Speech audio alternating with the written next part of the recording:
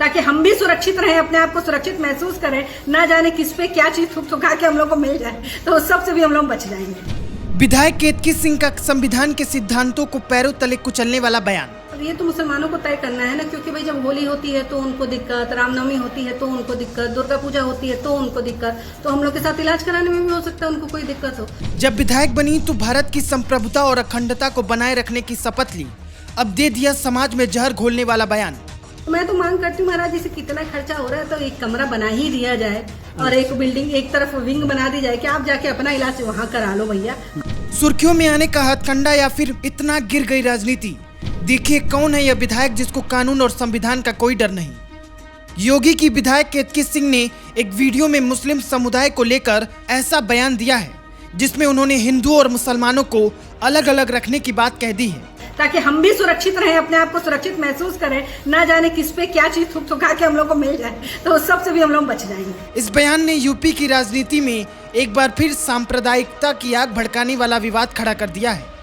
शायद आज तक के मंच पर योगी आदित्यनाथ के दिए गए बयान के बाद केतकी सिंह अपने आप को लाइमलाइट में लाना चाहती हैं, लेकिन राजनीति के लिए, सत्ता के लिए ऐसी घटिया हरकत करना ना किसी संवैधानिक पद पर रहने वाले व्यक्ति को शोभा देता है, ना किसी अधिकारी को।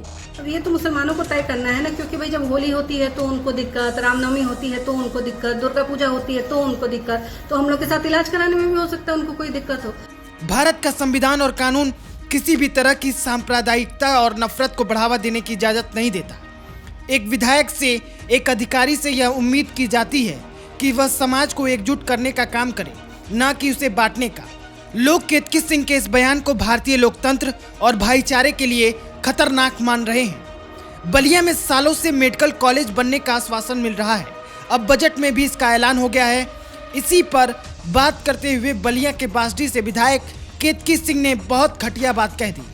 ये तो मुसलमानों को तय करना है ना, क्योंकि भाई जब होली होती है तो उनको दिक्कत, रामनवमी होती है तो उनको दिक्कत, दुर्गा पूजा होती है तो उनको दिक्कत, तो हम लोग के साथ इलाज कराने में भी हो सकता है उनको कोई दिक्कत हो।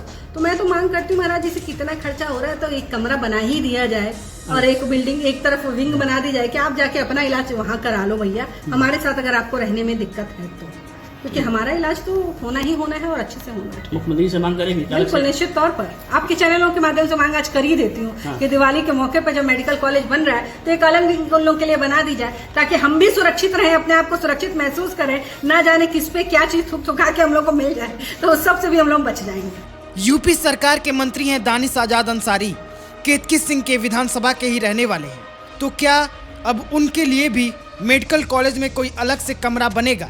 यह सवाल मंत्री जी से भी किया जाना चाहिए।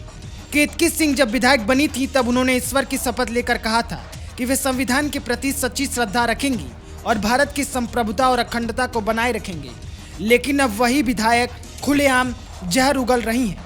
मैं केतकी सिंह, जो विधानसभा का सदस्य निर्वाचित हुई हूँ, ईश्वर की शपथ लेती हूँ कि मैं विधि द्वारा स्थापित भारत के संविधान के प्रति सच्ची श्रद्धा और निष्ठा रखूंगी। शपथ तो शायद सिर्फ दिखावा ही था। अगर किसी विधायक को संविधान की बुनियादी बातें याद नहीं रहती और एक समुदाय के लिए उसकी इतनी घटिया सोच हो तो उसे सदन में बैठने का कोई हक नहीं।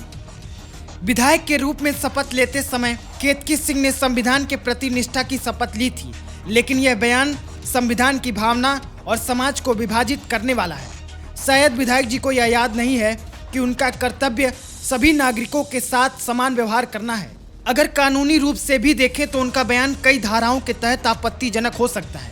भारतीय न्याय संहिता की धारा 196 के तहत अगर कोई बयान दो समुदायों के बीच नफरत फैलाने का काम करता है तो यह अपराध माना जाता है।